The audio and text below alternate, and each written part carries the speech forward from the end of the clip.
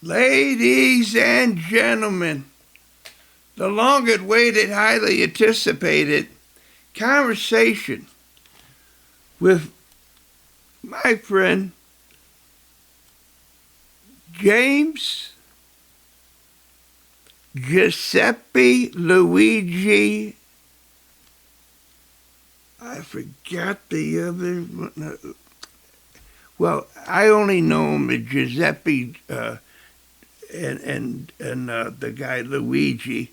But anyway, we know him as Jim DiNobile from Tampa Bay, Florida, ladies and gentlemen. Thank you, Kevin Whalen. Yes, Kevin Francis Lou Aloysius Whalen. I stumble and bumble over stuff, and I practice, half day on this, and this is what it came. I even wrote it down, yeah, but I forgot where I placed it, so I couldn't read it. Well. Yeah, well, okay. So well, you don't get enough kudos, Kevin. I tell you, oh man, I mean, when I go around the house, I'm hearing applause. Just walking. Yeah, it's amazing. You're a legend in your own mind. Boom, boom.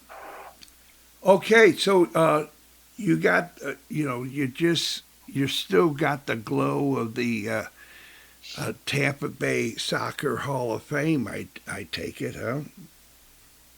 I do. Yeah. Thank you for that. We got the second one coming up, and of course with Perry Vanderbeek's help and Fred Swarovski is another St. Louis guy. We got the second one coming up in a couple of weeks here. Uh-huh. So it should be fun.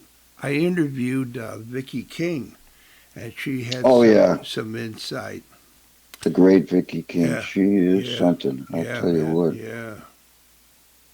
I love her. Okay, then. We all do.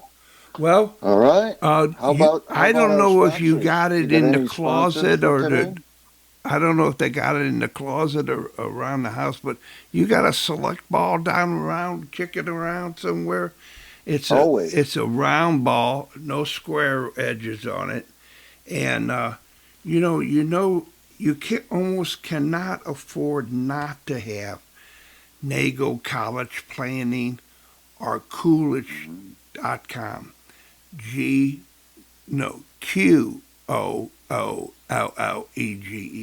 They do that website. Yeah. You ought to get on that platform of the United States High School Champions League. And so those national sponsors, I don't want to brag, but I'm one of them, is that... There you go. Yeah. Is that, we're always about something to do something. And so there you go. And so you're in good company, so therefore you are a good company. Yeah, I like that. Yeah, the select ball. I don't kick as well as I used to, but I'll tell you what, that ball kicks about as good as anything out there. Absolutely. It is a fantastic piece of equipment. Yeah, man. It really is. Yeah. Okay, there you have it. Now you're on, ladies and gentlemen, the United States National High School Champions League starting 11 or thereabouts with our friend Jim DiNobile, ladies and gentlemen. Well, pleasure to be back, Kevin and everyone, here on number 62 of the starting 11. Nice. And happy to be back. So I know we probably exhausted, the World Cup ins and outs and in-betweens and all over the place. So I'm going to try to spare us much of that. And I'm going to try to pick up on where I left off on the last episode, my episode. And, and that was about the laws of the game and referees and things like of that nature. The topic that I'm going to label this episode is that the game is full of failure. like most sports, you fail more than you succeed. If it was so easy, everybody could do it. Now everybody does do it. The game is a game for all ages, and gosh, we got over 75ers and 80s playing, and of course we've got the diaper division, which might be two of the same, but. I want to talk about failure in the game and how we as a high school Champions League, National Champions League, can better serve the game and better be the movement that we are getting behind to demonstrate to everybody that it's a great aspect of the game of soccer and that we are willing to be our be our very best as best we can, um, especially in terms of the game is full of failure. And we'll start with the refs. The refs do make mistakes, and I'm proud to say I won't drop his name, but I've got a former player of mine from college who is currently a college coach, has been for many years, and he taught me something. And what he taught me was, and the way he coaches and teaches his teams is don't waste your energy on referees. I mean, so many times we see players constantly complaining, appealing, surrounding the referees, and they lose their focus, they lose their concentration, they they take themselves out of the game. And I think it's best at the high school level, and as young as we can implore our players, is that we don't get focused on the referee. He makes a call. Look at the referee for his direction, his call, and get on with it. Um, the in talking with people that I know that are very astute about the game, or people that are casual observers, like we get in the World Cup. One of their kind of gripes is that we've got players that go down and roll on the ground, and they act like they just got just got hit by a bus. And I say to them, well, they're trying to sell the foul. They're trying to make sure that the referee, or many times they're trying to cheat the game. They're trying to embellish it, and we certainly saw some of that. And I think that's not who we want to be at the high school Champions League. I think the best advice I can give about when things go not your way, when a referee makes a call, it's to get on with it. Don't waste your physical, mental, or emotional energy, but simply pick yourself up, figure out which direction the ball is going in, and get on with it. Let the coach deal with any kinds of interaction. And, the captain is there for a reason to interact with the referee. So let the captain do his or her job and appeal to the ref if need be. Otherwise, let's get on with it. So that's my first kind of wish that we would do as young high school players as we go along. And certainly in the World Cup, we saw our fair share of that not happening. Um, the next thing, number two, is and speaking of failure, is goalkeeper blunders. I gotta stand up for our goalkeepers, and as we know, in the World Cup, we had some great saves, but we also had some blunders. And if we want to talk again about the World Cup with our goalkeeper Matt Freeze, um, he had a tough one. And if you've never been a goalkeeper, you have no idea what that feeling feels like when you make one. It's something that you're not trying to do, but it happens. And Kevin and everyone, I read this recently. Matt Freese plays for New York City in the MLS, and they played on his first game back. They played at Columbus Crew, um, and he actually got booed there, which I thought was not good. I felt bad about that. I mean, I feel bad enough about him making a mistake. And as the goalkeepers union, you got to stand up for each other. But he's bounced back, and when there's failure like that in the game, you've got to be able to shake it off and get on with it within the game for the next game and for the rest of your career. Um, in the World Cup, we saw the Belgian goalkeeper that came back on, who came in for Courtois, who got injured, and his name is Sine Lehman. He came in and gave up a rebound goal that ended up being the deciding goal that knocked Belgium out of the World Cup. Didn't have a chance to warm up. Like I said, he came in around the 70th minute, made a tough first save, but it was a save that you don't want to give up a little garbage goal, so to speak. And, he gave it up, and out goes Belgium.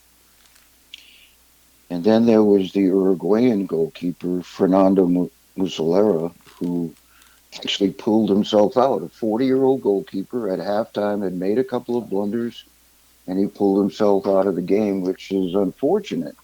So dealing with failure when it comes to our goalkeepers, we as teammates have got to pick them up. We've got to say, hey, shake it off. And that, like I said, is in game and next practice and as you go forward, because, there are forwards that miss shots opportunities and goals opportunities, and those are kind of quickly forgotten. Midfielders are turning the ball over, and you get on with it very quickly. But when there's failure in the game, you got to put it behind you. You got to think in the moment, and you've got to be able to stay in the moment and carry on. There's and for the keeper Musalara from Uruguay, he at 40 years old and a veteran and a very accomplished player, came out of the game, and that's I feel for him, and that's something that that's part of the game, and that's competitive soccer, and you got to hang in there. The third thing that I think is part of failure, and is such a difficult thing, is injuries. When you cannot be part of the team, when you cannot play, and that could be for a couple of days, that could be for a week, a month, and maybe sometimes a season, where you're displaced. You are not doing what you love, what you have a passion for. And you see on the sidelines many times there'll be a player on crutches and a boot on or whatever, and they can't play, they can't be part of it, they can't train, they can't enjoy all the positives and the challenges of being in the game. And if we look at, again, very quickly at the World Cup, and he took a lot of heat, and that was our USA's Christian Pulisic, who had an injury-filled second half of the season with AC Milan, came in and had a really, really great first half against Paraguay, and then had to sit out a game and a half, and came back, and then the last game that we exited on against Belgium, he had to come off. He actually sustained some type of bone fragmentation and had to come off. And I think if somebody like that, it's got to be devastating. It's got to be something that you have to deal with, and you have to find a wherewithal to come back and get in shape, and then get involved with your team. The best thing I can say is, and you see this when a player gets hurt and he can't be part of the team, he's the number one cheerleader. She is always trying to help out and get everybody pumped up. So you've got to be able to make your contributions wherever you can, and that's part of the mental process of coming back from an injury. You just can't sit around and ho hum it. You got to be able to get back in there and just find a way to contribute. It's so important to keep that in mind.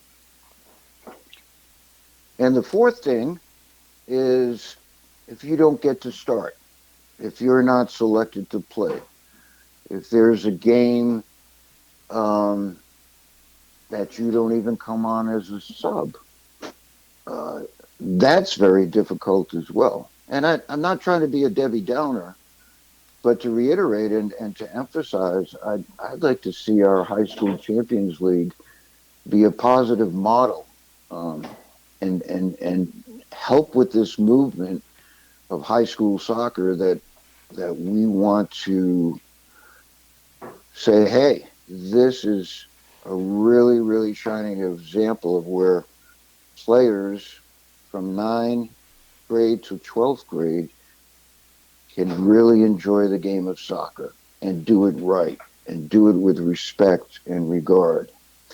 And it's so hard when you're not selected to play.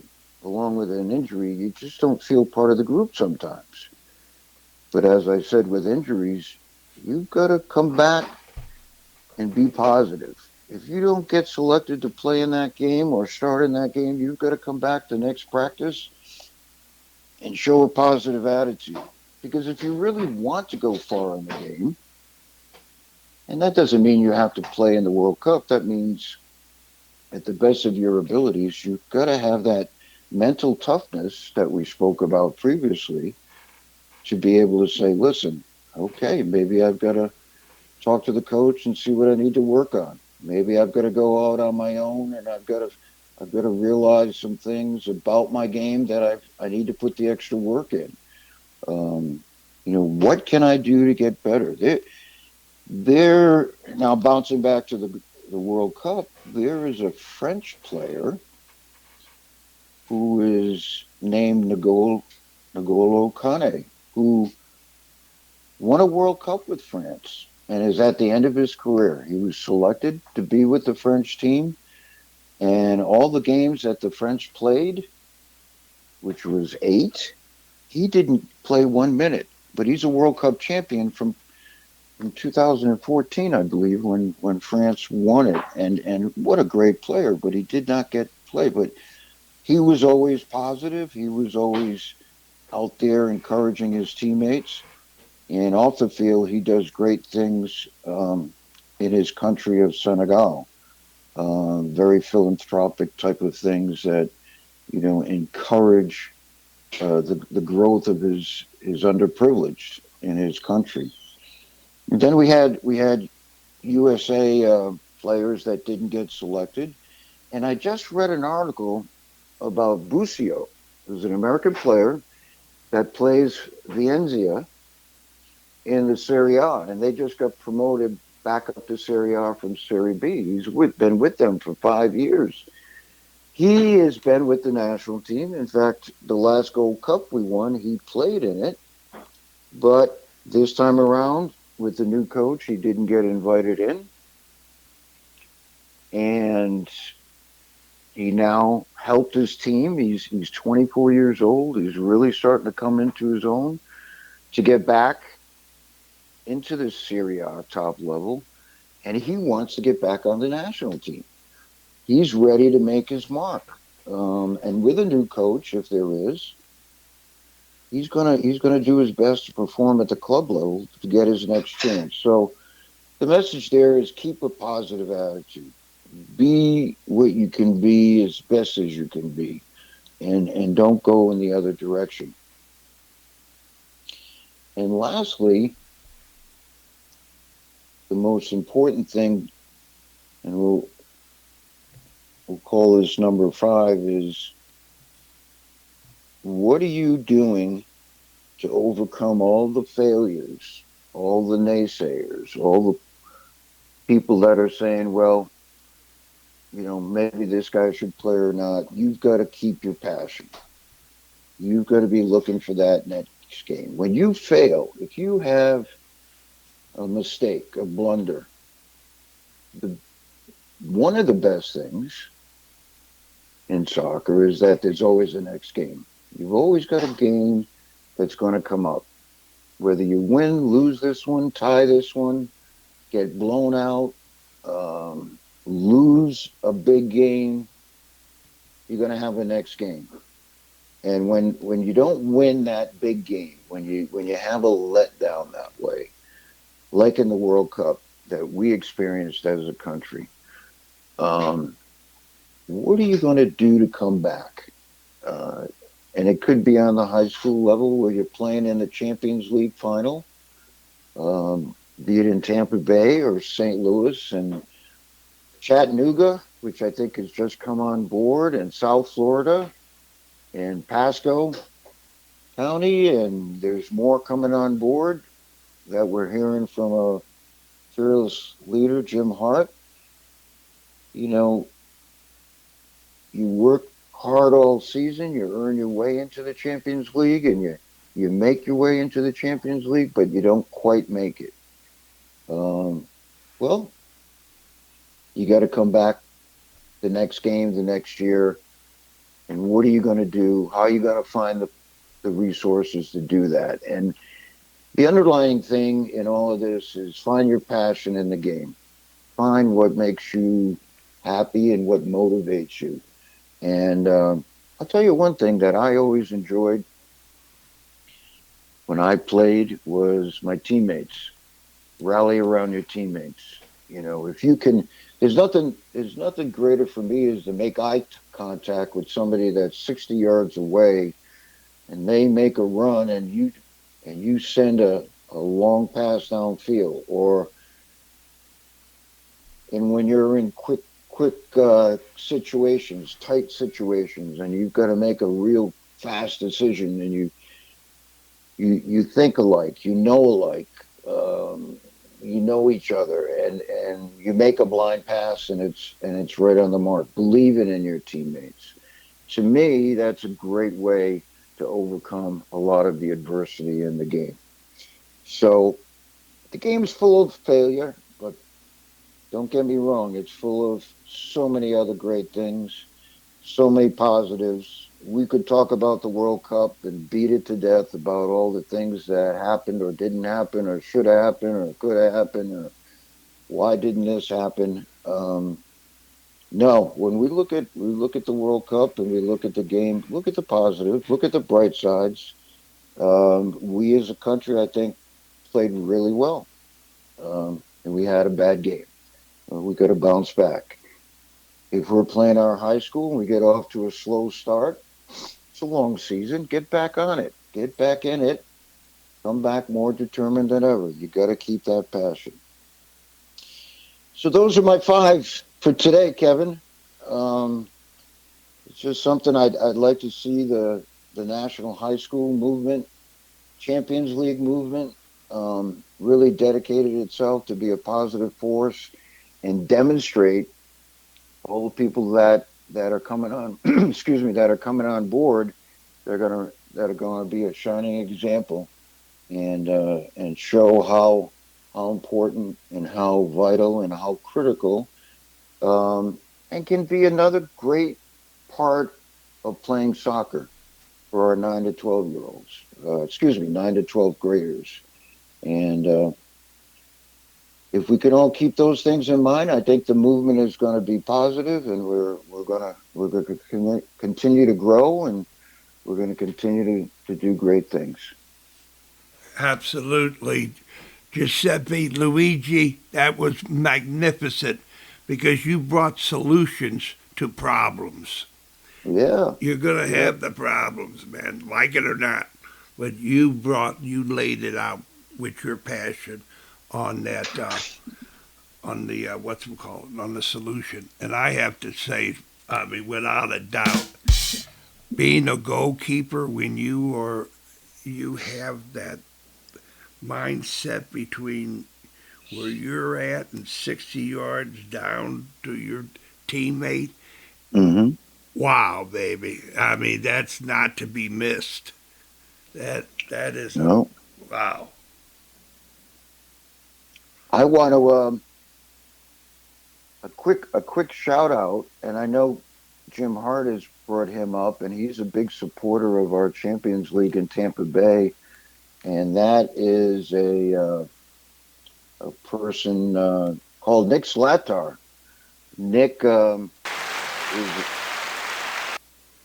a Legend. friend, a colleague, a mentor, just the greatest guy who grew up playing in war-torn, ravaged Belgrade, Yugoslavia in the 50s, and then came to the U.S. and New York City and continued to play and ended up being a teacher in junior college in the New York system, and is one of our pioneers and was actually in the first A license course in 1974, and he was one of my A license instructors when I got mine in 1987.